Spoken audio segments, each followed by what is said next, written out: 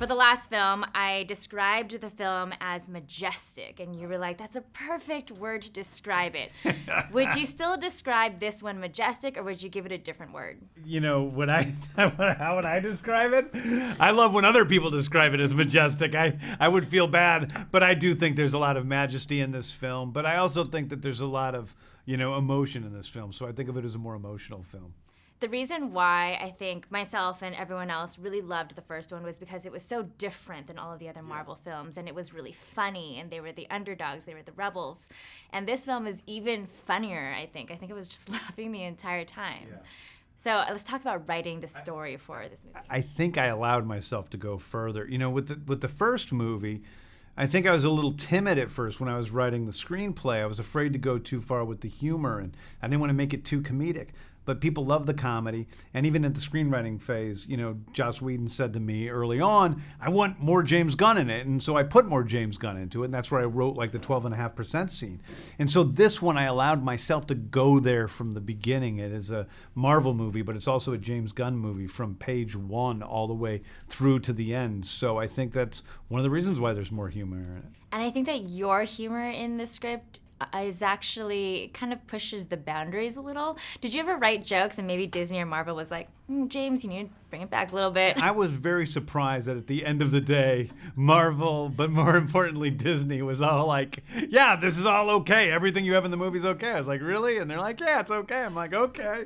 So they kind of let me do my thing, and they've been really cool about that. So, everything is so good-natured in the movie. It's like if there's something that's a sexual reference, it's nothing that's, like dirty or nasty. It's all very much, a part of being a human being, of being alive. And so, when Drax talks about a penis, it's because Drax is just simply interested in whether the guy has a penis or not. I mean, was it really hilarious to shoot that scene where people just cracking up the whole time? Or were they keeping a straight face? I was the one who cracks up the most. I'm the one who cracks up. I'm Dave Bautista's biggest fan. I'm the one who ruins takes all the time by laughing at Dave Bautista.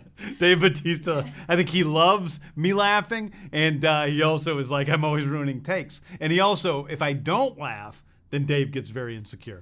So now I feel like I've gotten myself into a trap with having to laugh at him. I really like that we get to explore characters like Dave's and Michael's. We get to actually see a lot more of them this film.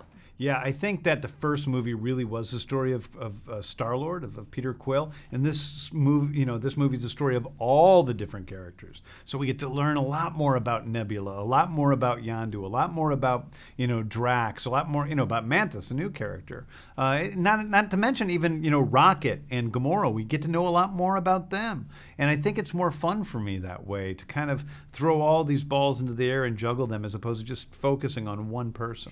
There's a joke in the movie. It is when Quill kind of shares who he wishes his dad was, and he's a very prominent celebrity. Yeah.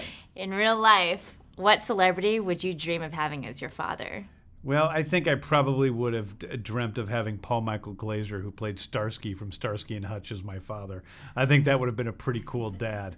But the one Chris Pratt or that Peter Quill chooses as his dad is pretty cool as well. Oh my God! Could you imagine actually having him as your dad, though? Yeah, and he is, and the one he chooses, I've gotten to know because I recorded a song with him. So he's a great guy. You kind of foreshadowed it in the first film, right? With one of the songs.